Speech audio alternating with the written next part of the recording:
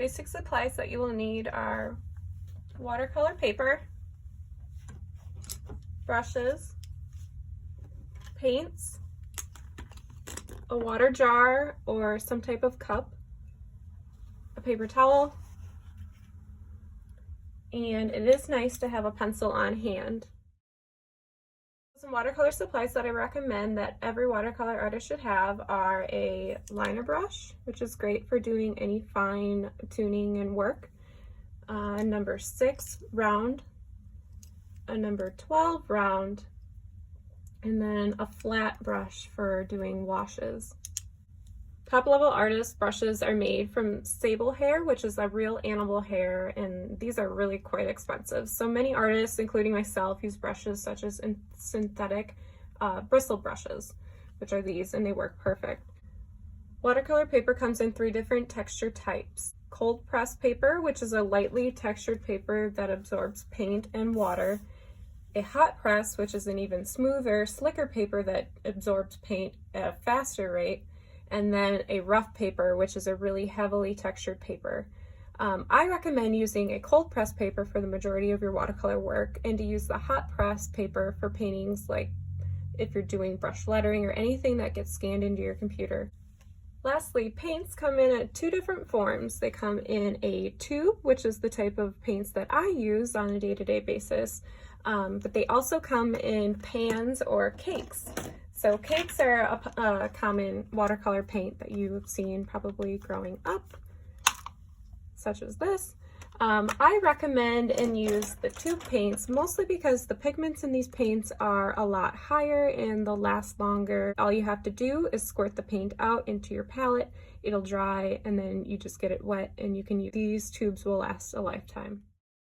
There are a few important terms that I need to cover before getting started. First, value. And value refers to the color's relative lightness and darkness to its most pure color. So we'll use this a lot when it comes to how much water to paint you have on your brush. The word transparent refers to a color that you can see through. So the watercolor paints that you're using are likely watercolor transparent paints. Opaque is a not transparent or translucent paint. Gouache, which is a opaque paint. This paint you can layer on top of each other a little differently than you can with watercolor. Wet on dry is a technique that you use when a color is applied to a dry section of the painting. So we'll use this technique a lot for layering and adding details. Wet on wet is a painting technique that we'll use when you drop in wet paint already on a wet surface of your painting. So this also refers to the term bloom, and that is when the water and the paint kind of interact and they do their own thing, and that's the beauty of watercolor. Lastly, dry brush is a textured technique that paint, when it's applied with a pretty dry brush and bristles that run along the paper, will create a texture. This is really fun to use when you're doing things like fur and hair, things like that. All right, so next let's get started using your tools that you have at home and applying these various techniques with some drills that we can use to warm up with your watercolor paints. Set up your workspace in however it feels comfortable for you. So for me, I'm a right-handed painter, so I like to keep all my tools on the left-hand side. That way I'm not bumping them with my hand on the right side, and it's really easy to be able to grab some water and pick up paint. Anytime you get started, it's great to warm up. And we also want to get to know the paints that you have in your palette and how they'll dry on your paper. So to begin, go ahead and get your paintbrush nice and full of water, and start by putting a lot of water and paint on your brush and apply it to the paper. You can just do little circles, however you want to do it. We just want to see how the colors are going to be applied.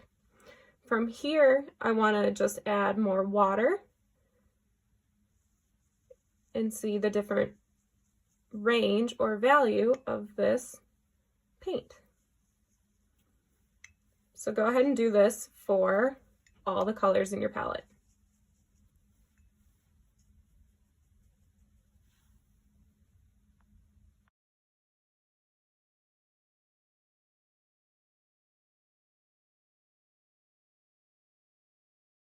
Now you have a good knowledge of all the different paints in your set, how they apply at their most pure hue color, and then how they go down in, when added water to them. And so this will be the range of the most pure to lightest color that you'll work with in your paintings. So just getting a good feel of how much paint to water is on your brush. So I like to use the term loaded brush, how loaded with paint and water it is as it works down the scale. This is the color chart that you'll refer to. Keep this on hand. It's great to have. How this wet on wet technique works. So to begin, what I like to do is just take a water only brush and apply it to your paper. Then have fun with this. Doesn't matter. Pick up any color and you're just going to drop it in and watch what it does. So that, the wet on wet, what's happening is that the water is moving the paints in however it decides to move, which is really the fun part about watercolor. I like to pick up other colors too, so you can see how they interact. So have fun with this.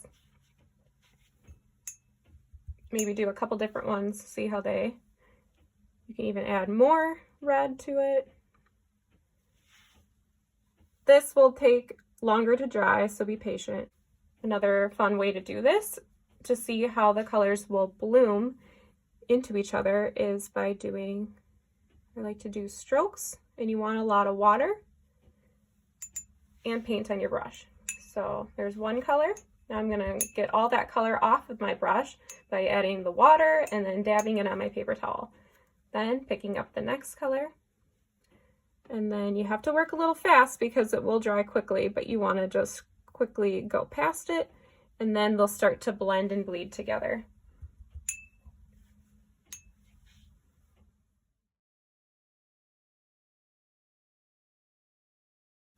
So the next technique that I'd like to cover is this layering technique that we'll use a lot in some of our paintings, upcoming paintings of this series. So to begin, what I like to do is go ahead, doesn't matter the shape, apply a light layer. So light layer of paint means not too much on your brush, but just get it on there onto your paper, and then we have to be patient and let it dry. So once you're patient and let it dry, now we'll start layering another color on top to show you how transparent layers can create more depth in a painting. What I'm going to do is I'm going to use a purple color. A light layer, again, you want to work in lighter layers. That just means less paint and water on your brush. You're looking at ranges somewhere in here. And we're going to apply it to the outer edge of my little circle. So you can work in small strokes, big strokes. I'm going to add more water because it still looks too dark and I really want it to blend nicely. So I'm going to just kind of work it around the circle. Give the circle a little more depth. Now I'm going to go back and pick up a little more purple, I decided, to add to the outer edge of my circle.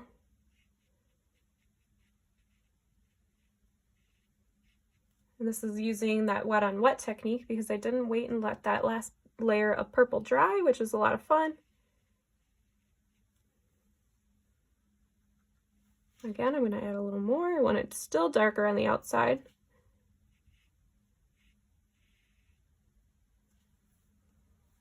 So I could leave that. That looks really fun, but I am going to just smooth it out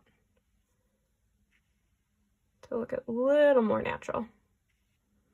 So you can continue to build up layers so it looks like a more three-dimensional ball or a shape of whatever shape you're making. But this layering technique is really useful when it comes to creating more depth in your objects, such as flowers and leaves, more realistic. Now that we've gotten to know our paint colors in our supply kit, I also want to start getting to know how the brushes handle it. It doesn't matter what brushes you have, just get to know each of them on their own. Let's start with the liner brush. So if you have a liner brush, go ahead, apply water and pick up any color, doesn't matter. We're just going to see what it's like when I apply a lot of pressure, how thick my brush can get. I hold my hand, I rest it real loosely on the paper, but then I also hold my paintbrush like I do a pencil. So get comfortable. However you hold a pencil is really how you want to paint. But it is helpful to also hold it at various angles. So getting that big flat piece, I held it more flat, but now I want to see how thin of a stroke I can get. I'm going to angle my brush up more and apply less pressure. So as you can see, the detail lines that this liner brush can get will be really helpful when creating any small details. Brush that I recommend having in your toolkit is number 6. This one happens to be a Princeton Neptune brush, but there's a lot of great brushes out there. Again, refer back to my recommended supplies. This is a round brush. So round is a really versatile style of brush. You can use it for getting real fat strokes, and you can get really thin strokes. So it's why it's my go-to brush. So again, I'm going to apply light pressure.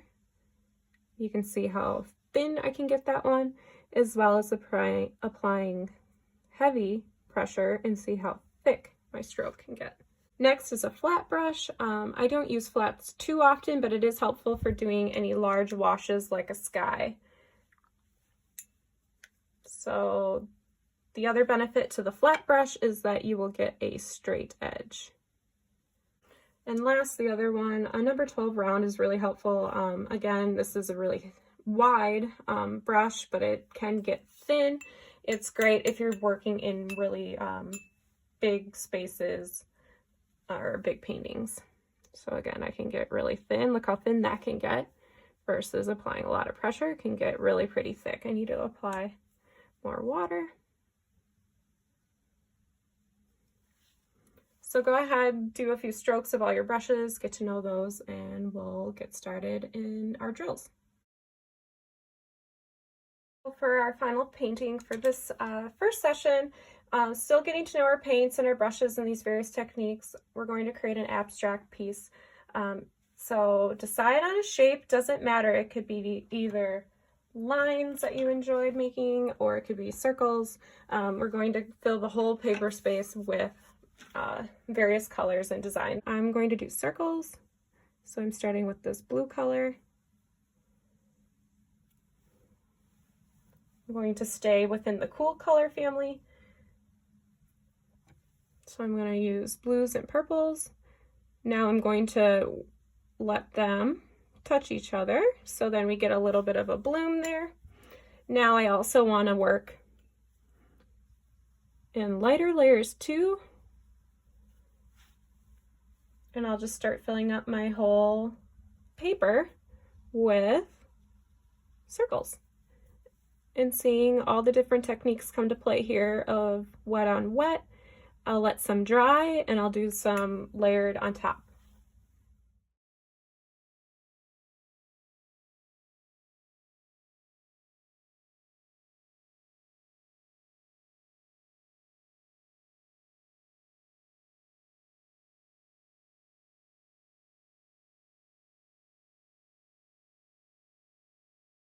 Through doing this, you'll find our different techniques, such as wet on wet. Anywhere that it applied to a dry surface was our layering technique. Really, today was just about learning all about your supplies and getting used to all your tools and learning these techniques. So then tomorrow we'll dive into our very first painting.